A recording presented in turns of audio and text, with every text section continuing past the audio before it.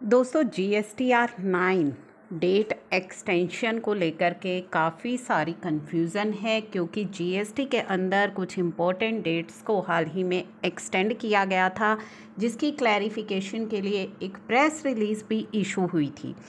उसको लेकर के जो कन्फ्यूज़न है, क्या इन एक्सटेंशंस में GSTR 9C की जो ड्यू डेट है वो भी एक्सटेंड हुई है या नहीं हुई है, तो उसका डिस्कशन हम इस वीडियो में करने वाले हैं।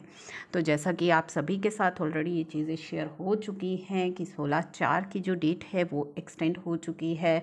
इसी के साथ साथ आपकी डेबिट नोट क्रेडिट नोट के लिए जो इशू करने की जो डेट होती है उसको भी एक्सटेंड कर दिया गया है 30 नवंबर तक।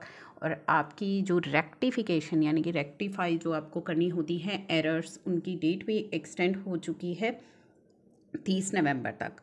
तो यहाँ पे ये सभी जो डेट्स हैं उनको तो एक्सटेंड कर दिया गया है 30 नवंबर तक। साथ ही एक इम्पॉर्टेंट रेक्टिफिकेशंस जो हैं आपके इन द स्टेटमेंट जो कि TCS ऑपरेटर के द्वारा रिटर्न फाइल की जाती है, उस सभी रेक्टिफिकेशंस की डेट को भी एक्सटेंड किया गया है।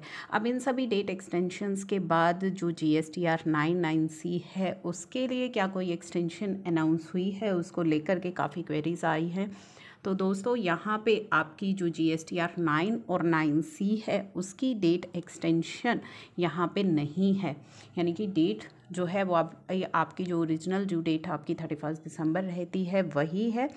यहाँ पे जो एक्सटेंशंस हैं वो केवल आपको ITC क्लेम में क्रेडिट डेबिट नोट अगर आप इशू नहीं कर पाए उसमें, या फिर आप रेक्टिफिकेशन करना चाहते हैं अपनी 3B या GSTR 1 में, यानी कि पिछले फाइनेंशियल ईयर की, जिसके लिए कि आपको 20 अक्टूबर या 22-24 अक्टूबर जो भी एप्लीकेबल है आपकी GSTR 3B की रिटर्न समय मिलता था, उसमें आपको एक्सटेंशन दी गई है 30 नवंबर। अब ये डेट जो है वो फिक्स ही कर दी गई है, एक तरीके से ये एक्सटेंड नहीं हुई है, ये फिक्स कर दी गई है 30 नवंबर 2022 तक।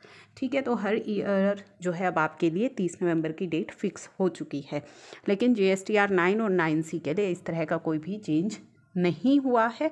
डेट में अगर कोई भी चेंज होता है या एक्सटेंशन मिलती है वो हम आपके साथ रेगुलर बेसिस पर अपडेट करते ही हैं। तो जो भी GSTR 9C की डेट है वो 31 दिसंबर ही है, वो ही ओरिजिनल ड्यू डेट एप्लीकेबल रहेगी। तो आपको 31 दिसंबर तक अपनी फाइलिंग करनी है।